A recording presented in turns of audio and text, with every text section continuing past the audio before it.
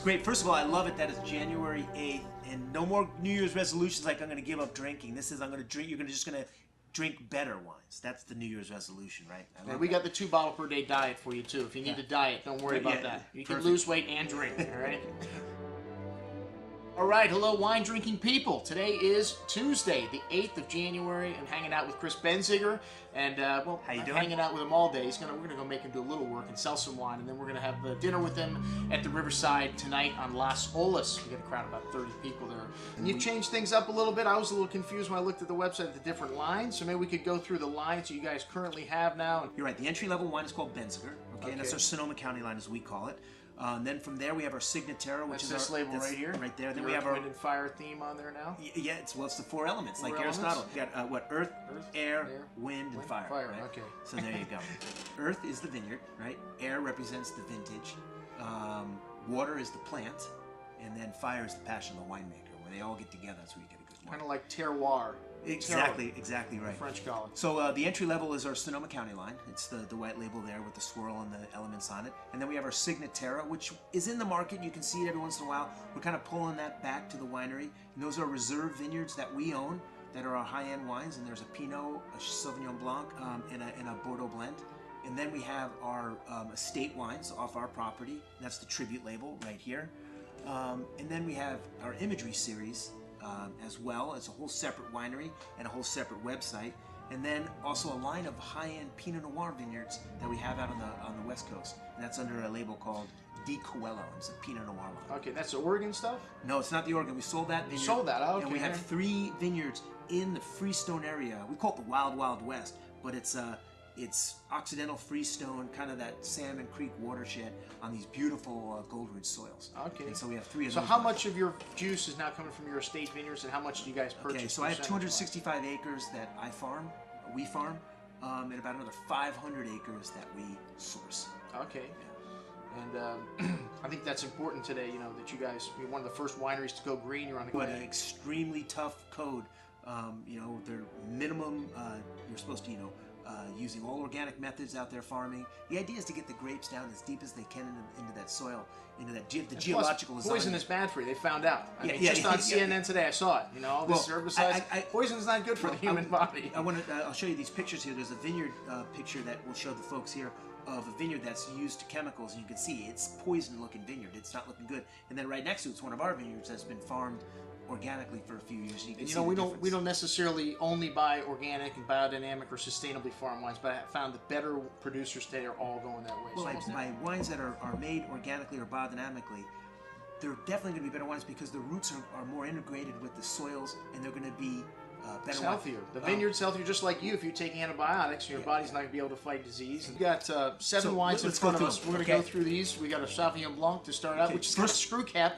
Thank God, you know, as a merchant, I can tell you all 99% of the wines we get back are wines with cork. So I'm glad to see you going to screw cap with 1 wine. But yeah, and hopefully the Chardonnay. We're going to lobby for the rest of them. Yeah, I'm with you. The Benziger line, even the reds, because I think it's a better enclosure than. Yeah. So the first one, this is the first wine we ever made, 32 years ago, Sauvignon Blanc, and this is light, clean, crisp. I want this wine to dance on your palate.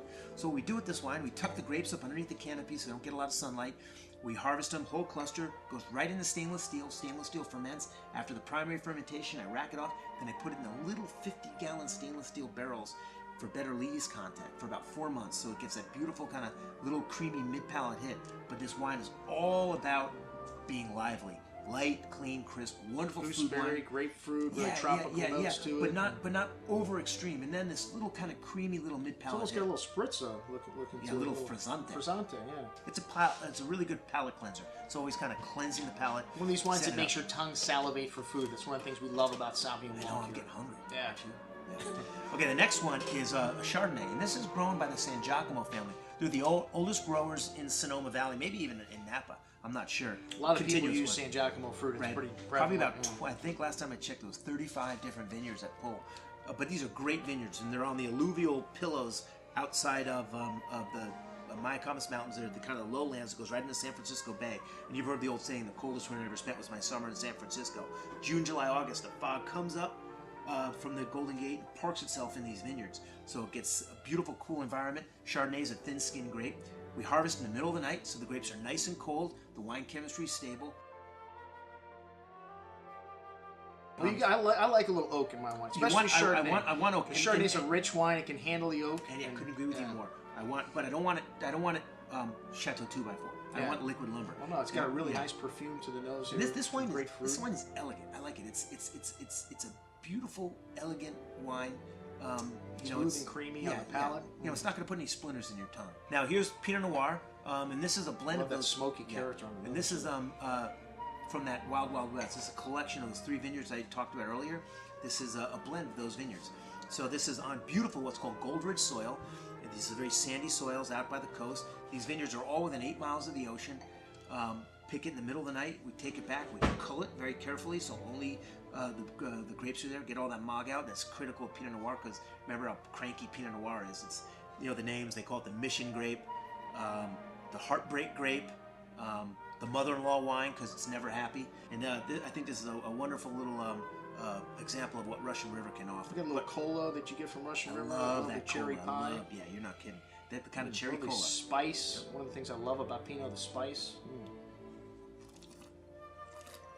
And the velvety texture on your tongue. Pinot Noir to me is all about that sexy, silky texture you get. It is. It's definitely one of the sexiest wines.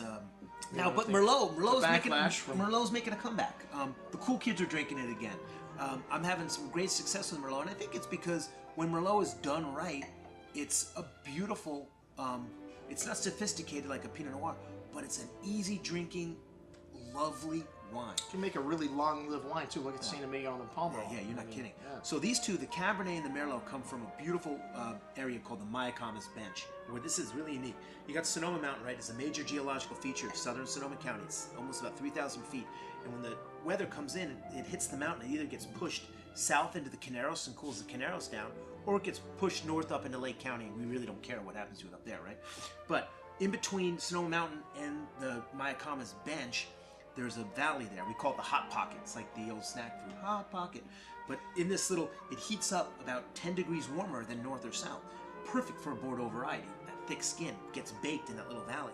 But then it's on the bench. The bench is like the belly of the mountain, right? It's not the lowlands, which has all the fertility, and it's not the rocky hilltop. It's that middle part, which is great for growing grapes. And so you get that bench, and if you dig a backhoe down, there's so many different volcanic eruptions that it's literally a geological lasagna. All these different welded tooth, basalt, aggregate soils. So you get that hot pocket and those deep grapes going down through those soils. You're talking about the perfect place. So how old are the vines? This is about 20, average about 20, about 18 to 22 years. That experience being there for 30 years really helps, because Sonoma's a lot more spread out than that, but you really have to know. Much bigger. You have to know your areas there where for to sure. put what varietal. Right, and Sonoma Valley is a cool area. There's only a few sections that are warm enough for Bordeaux varieties, and this little spot, this hot pocket, if you will, is the spot for Merlot. Merlot can be finicky. I'm convinced that's why it's got such a bad rap. So many people planted it in the wrong place and just overcropped it and done things to it that you can do to Cabernet and other varietals, and they won't. Merlot's, turn out you're absolutely bad. right. It's a difficult grape to grow up. It shatters. Quite a few things can happen to it. But taste this. This is a nice. You got some nice plummy fruit to this, which is one of the things I love about Merlot. You get some of that herbaceousness you get from Merlot.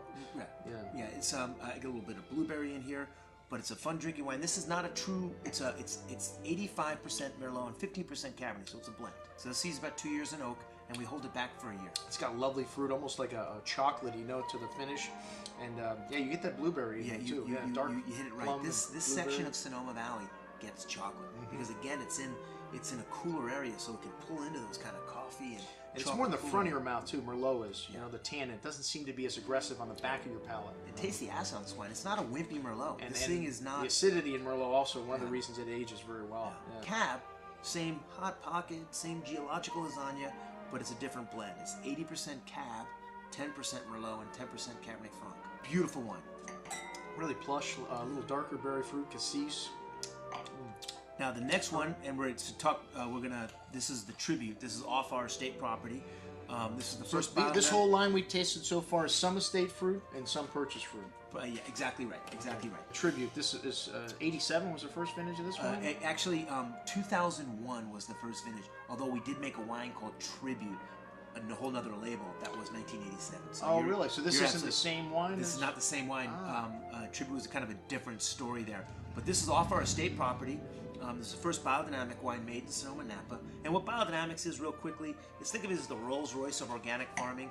And what it is it's using some simple principles of biodiversity, meaning that we plant biodiversity in the property to attract beneficial insects that are basically our pesticides. And then we bring in animals for their fertility, and that would be our for composting, and that would be the predator-prey relationship. Exactly, and that way we don't use any chemicals. You get deeper root penetration. Deeper roots, the more they reflect nutrients in the soil. Yeah, they reflect the flavor of the land. The terroir is what we're trying to chase. So this is a beautiful Bordeaux blend. And this particular vintage, it's mostly Cabernet. It's about 85% Cab. Then a good slug of Cabernet Franc, a little bit of Merlot, and a little bit of Petit Verdot. Well, you really get some complexity in the nose here. This is a wine that's going to open up all day long. Yeah, a lot of exotic spice, chocolate. You get some toasty oak in this. I mean, 3 years of aging. This is a big boy. I'll put this against the Napa Big Boys. This is a true Bordeaux blend. This wine's got lovely, rich, ripe tannins to it, but I mean, great structure. I call it furry firm tannins, acidity. Yeah, they're there, but they're not angular. They're not gonna tie your tongue into a knot and rip the enamel off your teeth. That's fantastic. Right. And then we got the okay. Syrah, So this is a I had to serve it after the tribute. Yeah, it's so different. It's so different. Yeah. It's a 2006. It's basically an item I'm discontinuing. We don't make Syrah anymore.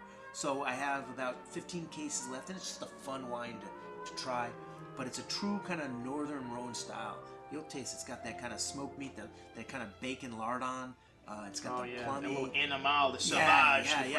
It's really a fun wine. But behind that, it's got the lavender, it's got the black pepper. Lovely peppery it's really spice, interesting. Floral notes. And for this is this is an everyday price point. So we've done the aging for you here. So it's a nice. Syrah's been kind of a tough sell. I think people don't know what they're going to get. That's why we don't make it, and they don't know. And there's so many. You can get some great values in California Syrah now because there's so many people not knowing what to do with this varietal. Then putting it in there with a Cabernet. A lot of producers now add a little bit of Syrah because they have such great fruit to their Cabernet. People even blending it with Pinot Noir. I don't agree with that, but that's the lesser quality Pinots you see.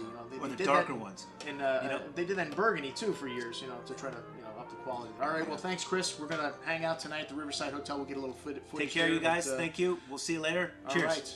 Signing off for Wine Watch Television. I'm Andrew Lampasoni. Chris Benziger.